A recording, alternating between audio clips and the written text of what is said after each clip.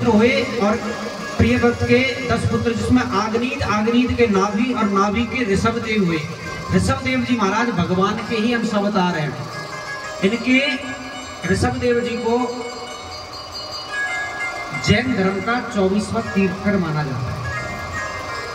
जैन धर्म की उत्पत्ति का कारण यहीं से ही जैन धर्म का शुरुआत हुई थी।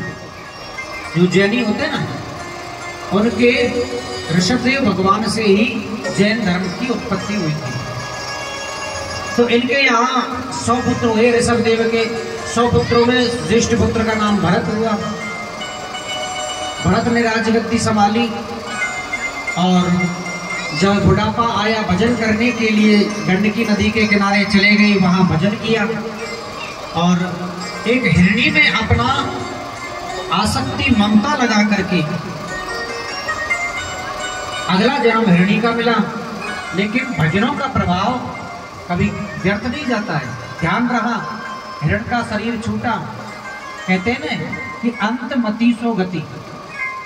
व्यक्ति का जो अंत समय होता है ना, वो एक कैमरे के जैसा होता है। आप सामने खड़े हो और सामने वाला आपकी फोटो खींच रहा है। अब चाहे आपने कितनी भी डेंटिंग पेंटिंग कर रखी है,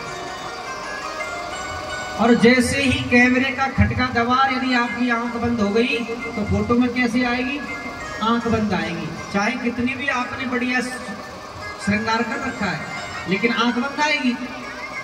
यदि कैमरे के सामने आंख खुली रहेगी तो आंख खुली ही रहेगी। उसी प्रकार अंत समय में जब व्यक्ति का प्राण निकलता है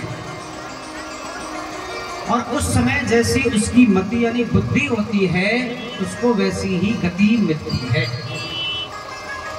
इसलिए तो हम भागवत पीठ पर बैठ करके लोगों को ये समझाते हैं कि भैयाओ, घर में कुत्ता मत पाला करो। हाँ, कभी भी घर में कुत्ता मत पालो। बोले क्यों? बोले कुत्ते को पालते पालते उसमें इतनी आसक्ति हो जाती है कि जब शरीर छूटता है ना, तो और कोई ध्यान नहीं रहता है। फिर मेरा टॉमी कहाँ गया, मेरा टॉमी कहाँ गया। और फिर अंत मति सो गति। जब अंत समय में शरीर छूटेगा, हाय कुत्ता, हाय मेरे टॉमी, तो अंत में आपको फिर जन्म किसका मिलेगा? जिस प्रकार जड़ भरत को हिरणी का जन्म मिला, क्योंकि उसने एक हिरण के बच्चे में आसक्ति लगा था। छोटा सा बच्चा था, नदी में बह रहा था, पकड़ करके पन्न कुटी पे ले आए, सेवा उसकी करने लगे, खान पान उसका करने लगे। धीरे धीरे धीरे धीरे उसमें इतनी ममता आ गई, इतनी ममता आ गई कि अब तो सब भजन आए थे, हरि भजन को ओढ़ने लगे कपास। आए थे घर बार छोड़ करके भजन करने, और भजन तो हुआ नहीं, और हिरणी के बच्चे में आसक्ति लगा बैठे। अंत में शरीर छूटा। हाय मेरा हिरण कहाँ गया, मेरा हिरण कहाँ गया। मैं मेरे मरने के बाद में हिरण का क्या होगा, उसको कौन खिलाएगा, कोई जानवर नहीं खा जाएगा। चिंता करते करते शरीर छूट गया और दूसरे जन्म में उसको हिरण का जन्म मिला। लेकिन भजन का प्रभाव व्यर्थ नहीं जाता है। हिरण के जन्म में भी उनको ये ध्यान था कि मैं अगले जन्म में कौन हूँ। इसलिए हिरण का जन्म लेकर के उसने खाना पीना बंद कर दिया।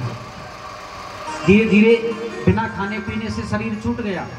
और तीसरा जन्म भी भगवान की कृपा से एक ब्राह्मण के घर में मिला। वहां भी उनका नाम हुआ भरत।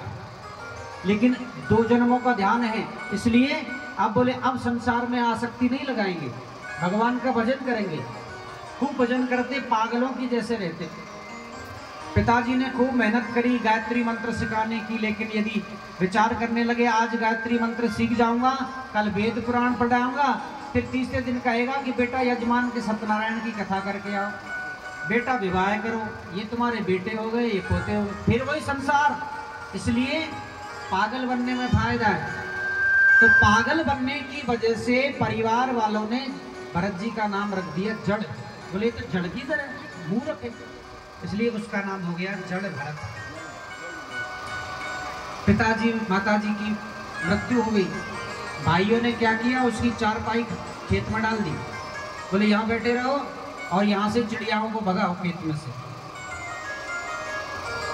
अब भरत जी कहते हैं कि मैं क्यों भगाऊं, राम जी की चिड़िया, राम जी का खेत। मैं क्यों भगाऊं, मैं भी राम जी का, चिड़िया भी राम जी के और खेत भी राम जी के, खाने दो आराम से, तान फूटी सोते भजन करते भगवान। एक दिन जंगल में जो डाकू था, उन डाकुओं के सरदार जो है वो नर बलि दे रहे थे देवी को। उन्होंने उनके सेवकों को भेजा कि जंगल में कोई भी मिले उसे पकड़ करके लाओ। जड़ भरत जी शरीर से अष्टपुष्ट है, पकड़ करके ले गए। जैसे ही भरत जी की बलि देवी के दे रहे थे, देवी को एकदम क्रोध आया और मूर्ति को फाड़ करके बाहर निकली और जितने भी डाकुओं के सरदार डाकू सब का अंत कर दिया। बोले आज इतने बड़े भगवान के भक्त को मेरे यहाँ अपराध हो जाता। लेकिन भरत जी को ना कोई दुख है ना सुख है, सम है। चले जा, पालकी में लगा दिए भरत जी, इतने बड़े संत पालकी में लगा दिए। पालकी में चल रहे थे। भरत जी की आदत है 2 कदम आगे देख करके चलते थे, कहीं मेरे